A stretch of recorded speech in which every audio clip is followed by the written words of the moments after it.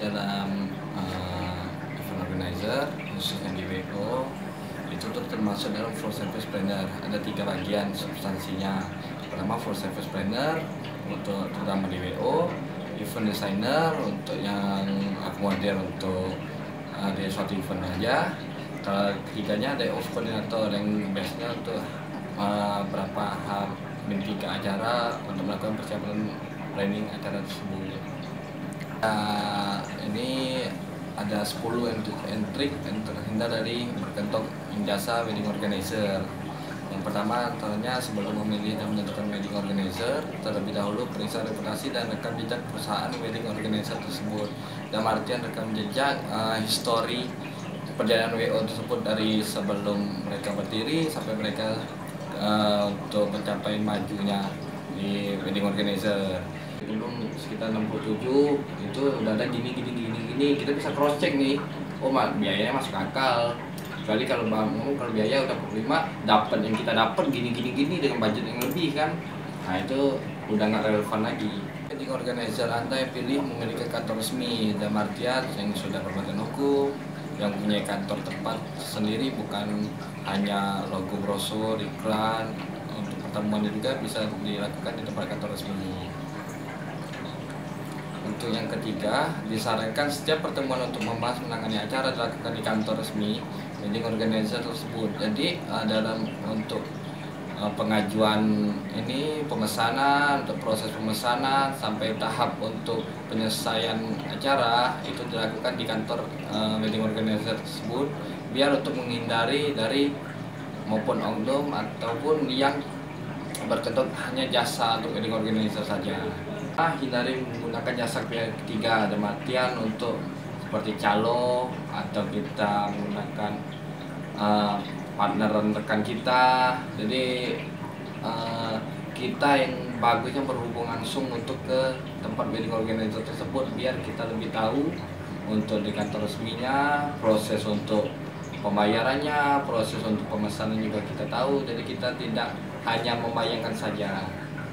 Ya, kita namanya kita jual jasa kan, harus profesional kerja. Dalam artian ya jasa nih yang pastinya ramah tamah pada klien itu penting ya, karena kita jasa nih ya, konsumen itu ada raja benar.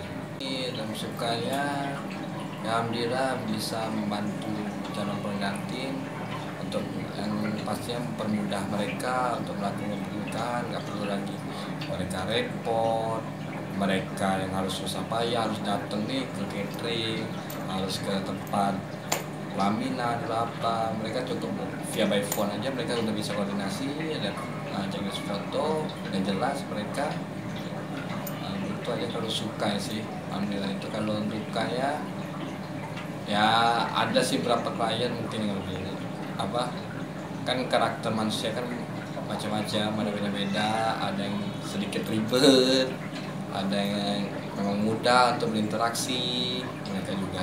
Kalau untuk paling itu aja sih. Kalau untuk ada aja itu kebanyakan mereka dari ya hubungan keluarga mereka sendiri lah, itu bukannya itu. Makanya kalau kita jadi nggak terlalu ikut campur lebih, yang mana mereka tugaskan kepada kita ya kita secara profesional, yang udah terencana udah itu. Kalau mereka udah minta batal ya udah, kita nggak bisa lagi kalau ini.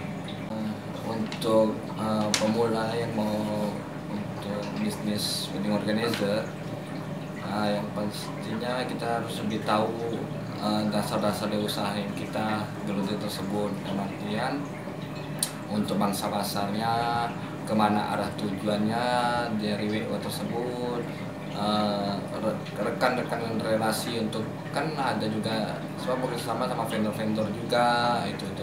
Jadi nggak bisa kita langsung kita mau gini nih, komplainnya gini, kalau ada aturan nikah gini itu nggak bisa untuk sekaligus. Nah, jadi memang harus dipersiapkan secara matang, karena tugas kewajiban WO itu lebih besar, karena pertanggungjawaban momen klien untuk seumur hidup.